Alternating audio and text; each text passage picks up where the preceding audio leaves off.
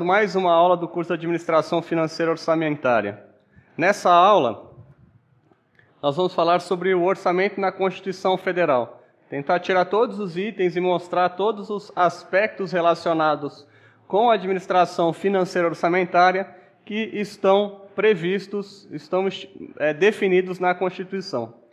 Você, se já assistiu o nosso curso sobre a evolução do conceito de orçamento, né, o orçamento ao longo das constituições, você lembra que nós comentamos que orçamento é um assunto que inicialmente não era constitucional, mas que com o passar das constituições foi sendo cada vez mais tratado nas constituições brasileiras, e a Constituição atual tem um capítulo, tem uma seção específica para falar sobre orçamento na Constituição e traz grande parte das características necessárias à discussão, ao entendimento do orçamento para o governo.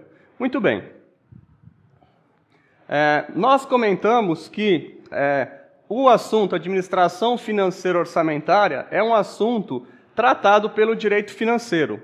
E a nossa Constituição fala que o direito financeiro é uma competência concorrente de União, Estados e Distritos Federais. Eu coloquei município aqui só para destacar para vocês que município não faz parte dos entes da federação que tratam de legislação concorrente. Tá?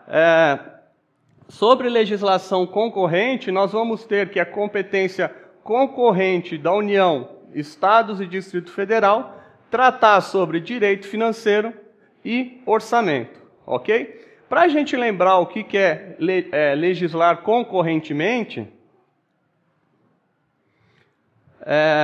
o parágrafo 1º do artigo 24 vai esclarecer isso para a gente. Ele vai dizer que legislar concorrentemente significa que a competência da União é para definir as normas gerais e a competência da União para definir normas gerais não exclui competência suplementar dos Estados. Ou seja, a norma geral precisa de alguma particularidade, de alguma especificidade para se adaptar à realidade do Estado ou do Distrito Federal, é o Estado que vai completar essa norma, ok? E, caso não haja lei federal sobre o assunto, o Estado vai ter a competência plena para atender às suas peculiaridades, às suas necessidades, até que a União se manifeste.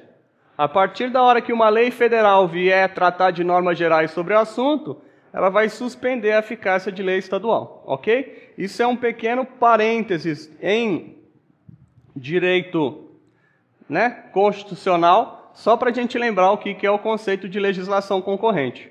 Para a gente, o que interessa aqui é que existe a previsão de legislação federal, legislação concorrente sobre direito financeiro, e a gente já comentou ao longo das nossas aulas que a Lei 4.320 estabelece normas gerais sobre direitos financeiros.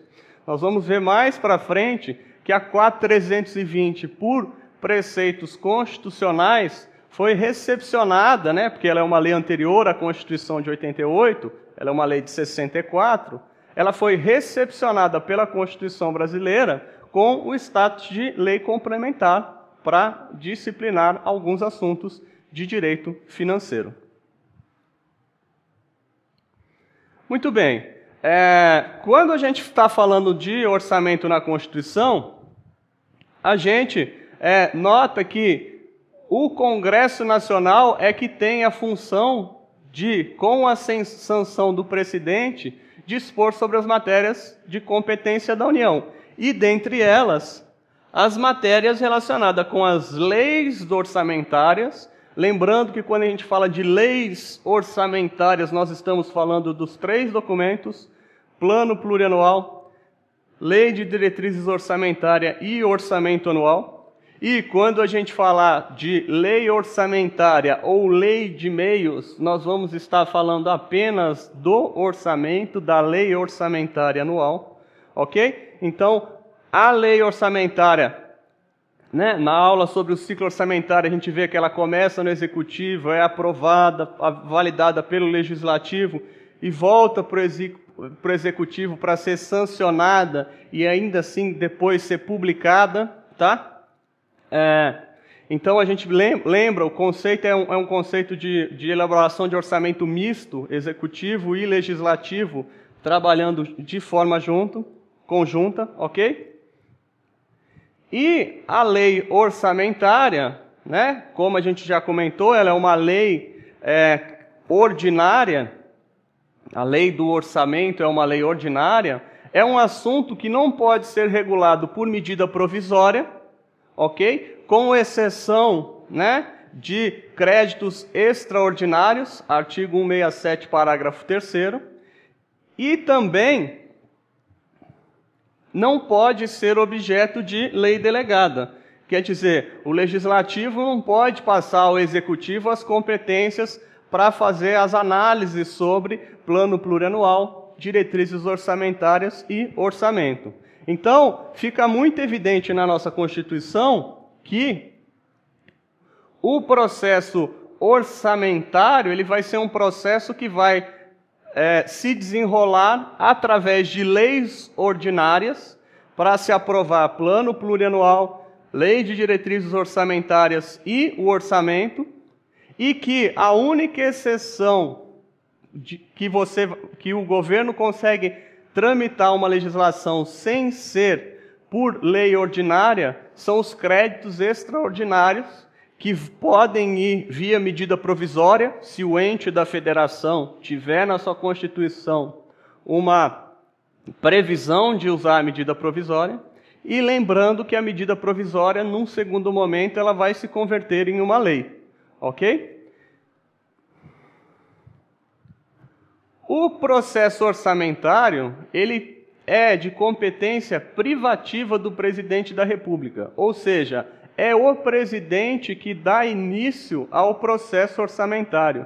É através dele que se consolida a proposta de orçamento, a proposta de plano anual, né, e as propostas de diretrizes para o exercício financeiro e encaminha ao Congresso Nacional, ok? Daqui a pouquinho nós vamos explicar claramente a diferença de plano plurianual, lei de diretrizes orçamentárias, proposta do orçamento, mostrar um esqueminha aqui para casar, para você entender quando começa um, quando começa outro, como é que é o processo de alinhamento entre estes documentos, ok? E o artigo 165, no parágrafo 9º, diz que cabe a uma lei complementar, presta atenção, gente, é lei complementar que tem que regular alguns assuntos.